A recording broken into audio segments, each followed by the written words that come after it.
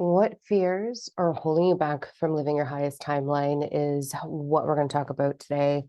Today is day 95 of 100 Days of Surrender. It is the beginning of April. I sat here for a couple of minutes trying to figure out how I really wanted to bring this information forward and also questioning, am I making a difference in anyone's life? I know I am with the Divine Alignment program that we run. I know I'm making substantial change. And I know I am in the retreats. And then with these videos, I'm like, does anybody even fucking care? Like, what are you doing? But in the beginning of this, decided to do this for me. And if it helps someone, it helps someone. And the transitions that I've had over the last 95 days have been unfucking real. Um, First thing, I think it's really interesting that, fuck, man, the people closest to you don't really give a fuck what you do, right? And I'm not saying that to all of the people close to me. I have some people who really care about me, but it's so funny because I've actually had a couple of close people, a couple of close sisters be like, so what is this like surrender video thing about? I'm like, oh, cool.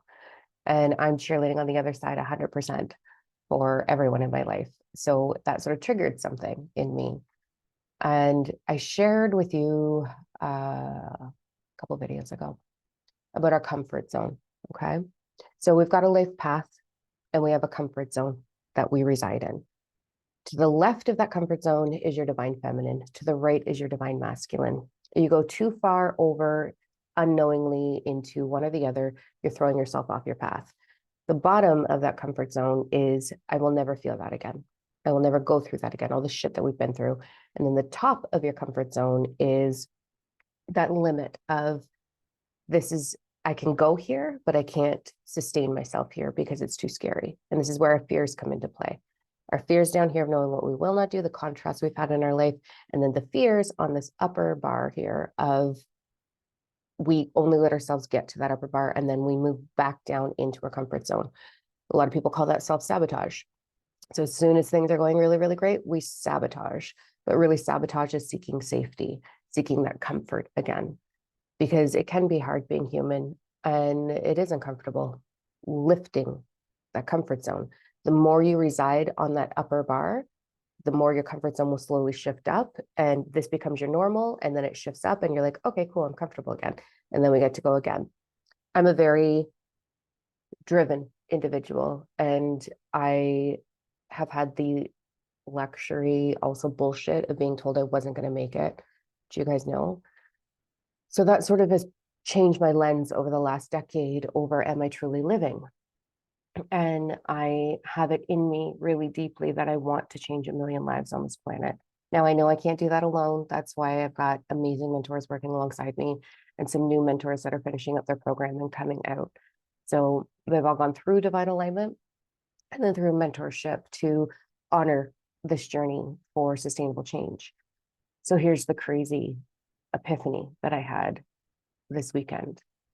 This is so vulnerable too. And I'm still feeling a lot of emotion through it. When we have these big epiphanies or self-awareness, it brings up buried emotion. You guys know I'm not good at crying, but I'm feeling the feels today, let me tell you. Oh my God. So I'm in a good space. I'm just letting this emotion move through me.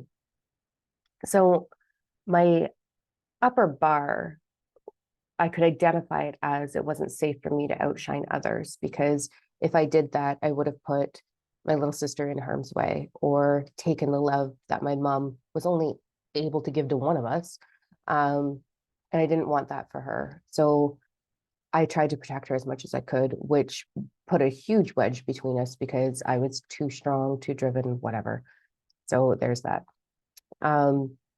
So I started really processing. I had this meditation happen, and this is where you're going to get your awareness. It is so important to meditate and not guided meditations. Those are beautiful and they have their own place, but a meditation of self-awareness, connecting into your higher self, your ascended guides, feeling through your body where there's tension. And so in one of my meditations over the last week, I've been getting a lot of work on my liver. And liver is where you hold anger, traditionally, mostly. And so I kept getting the message of, we're revamping your anger, we're changing your anger. I'm like, what am I so angry about? Like, a few things I'm annoyed about, but what am I really angry about? And then it came up, Ugh, which I realize is the blockage that has been holding me back from absolutely everything. So let's lay it out. First, I want you to dive into, which hopefully you've been doing that work as you've been following along. I know there's a few of you that have, because I get messages, so thank you. Makes me not feel as crazy, I guess. So you got to figure out, what is that upper bar? What's that story that you can't reside in, that's too uncomfortable to reside in? And then from there, you're able to dissect it into what caused it and what you're going to do about it. And awareness brings change. I say that all the time. The moment you become aware of something, it begins to shift on its own. So it's really important to find out. I don't want you to reside in it. I'm not going to reside in it, although I did for about an hour, which was interesting because it brought up tears and sadness. So I'm going to be disgustingly vulnerable and share these pieces. I am terrified of being embarrassed. That's like, when I look at that, it's not safe for me to outshine people. The underlying thing is I'm terrified of being embarrassed. And when I look at that belief structure, I look at why I sabotage doing more TikTok, why I sabotage putting the information that's in my Ascension retreat in the world, because I'm afraid that maybe it's not right.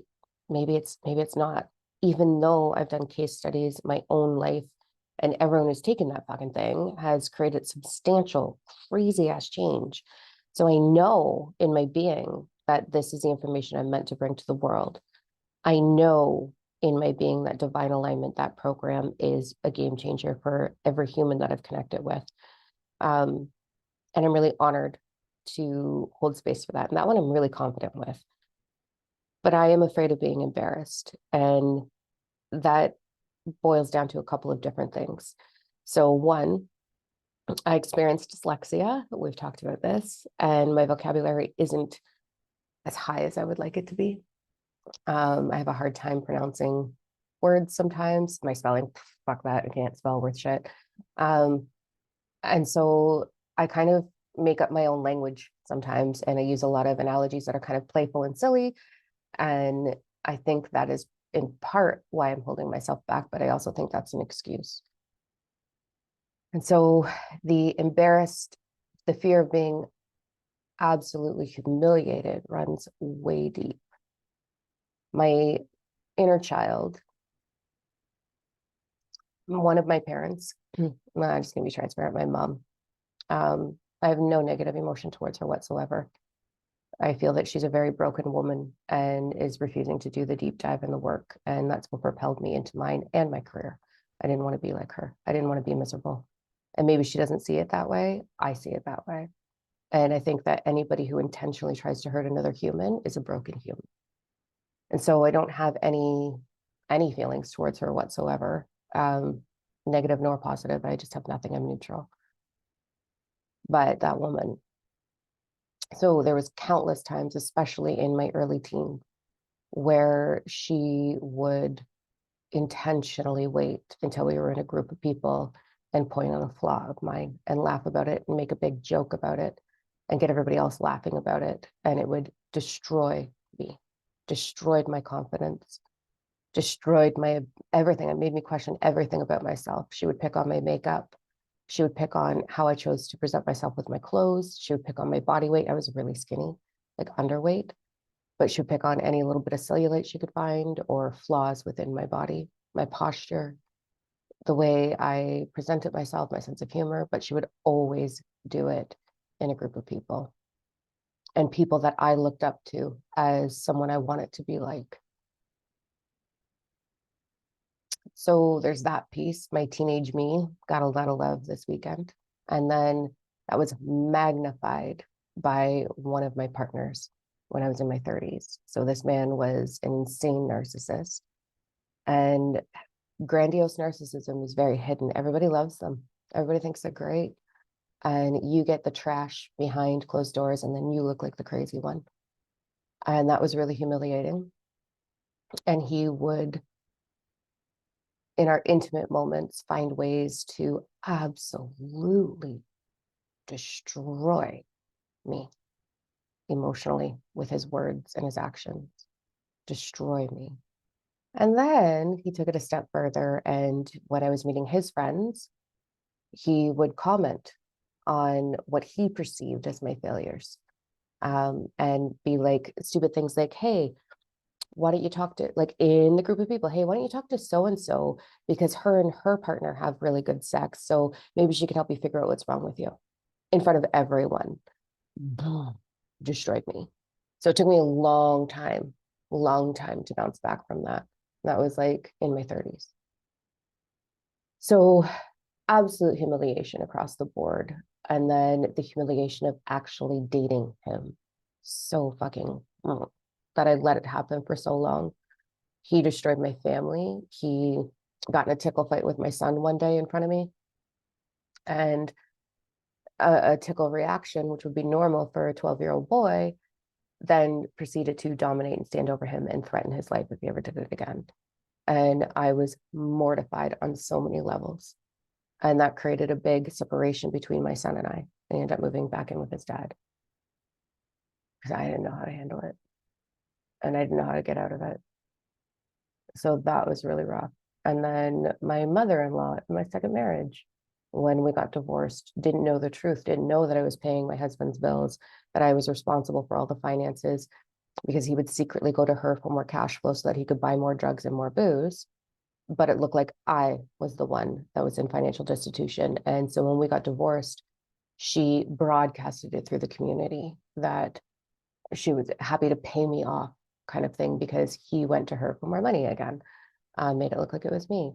So there's this deep seated fear and evidence that I'm going to be completely embarrassed. Yeah, sucks balls, man. So I sat with that a lot this weekend. Luckily, my partner is so supportive, and I can share in detail some of these stories just to vent them out. He is a strong man, because some of those details weren't necessary for him to hear, but I needed to get it out. And I'm really grateful that I have this guy. Whew, he's strong. Anyways, so I've been sitting with it and processing it and letting it move through me. And today is a heavier day with it, for sure. I had a powerful conversation with Sherry. She's the executive assistant for the company, for me and our girls. And we had a powerful conversation on Friday, which unfolded everything else that I'm dealing with. And so I've got some strong fears about being too strong. So when it comes to me being a boss, I'm so afraid of being so strong that I'll push the girls away. I am terrified of being embarrassed by that too strong energy or too weak energy or whatever that be. And in all of that, I kind of had this, like, it's going to sound a little bit bitchy, but I don't mean it to sound like this. It was just a belief structure that I was working through. I seem to have segregated in my head. I call myself an underdog. So underdogs and top dogs. And I seem to think that there was some separation somehow between those two. And so my comfort zone is the top of the underdogs. This company does very well. I'm really successful. I take my workouts. Yeah, I work out really hard, like really hard. I have control of my food. I have control of my schedule. I've got all these things, right? And so I was telling myself the story of, like, when does it get easy? Instead of, baby girl, there is no separation between those two things. It's just an endless ladder of growth. And so that kind of changed my lens to, I'm in like the middle, and I'm terrified of being embarrassed. I'm terrified of going to the gym and taking my workouts to the next level. Terrified. Because in my head, it was like, oh, I don't belong there. I'll just keep doing what I'm doing. Like I'm very fit for 44 and I'm very strong, but I'm not letting my body fully shine. I'm hiding because I'm embarrassed to go into the big boy section, right? To use the equipment that's in front of everyone instead of hiding in the free weight corner. So I'm embarrassed. I am embarrassed to really throw the awareness that I have of the power of 369 through Nikola Tesla's download, through morphing time, space, reality, through, I'm embarrassed to bring out my perception and reality of quantum entanglement and quantum physics, which is stupid because like I fucking know this shit and I have evidence. But yeah, I'm so embarrassed that someone more educated or more in a higher professional situation is going to be like, no, let's embarrass her. So it's just so fascinating to me, but the surface and how terrified I actually am. So what do we do when we find those things, right? Like, how do we navigate and heal those pieces? Because sometimes it takes time, sometimes it's really quick. And normally when I find something, it's like, boom, a 180 and away I go. So it's been a lot of really, truly looking at my fear. And that's what this whole 100 days of surrender has been, surrendering into my fears. I've had substantial change in the last 95 days. Like my life is very different now and it's a lot more fulfilled, which is good. We're running a whole step aside. It's my turn for sisters only, women only challenge to morph through surpassing their fears and really attaining and aligning with their life. And that's an inspiration to me. And so having a support system is really important because of my fear of being embarrassed. I've held myself back from having a support system.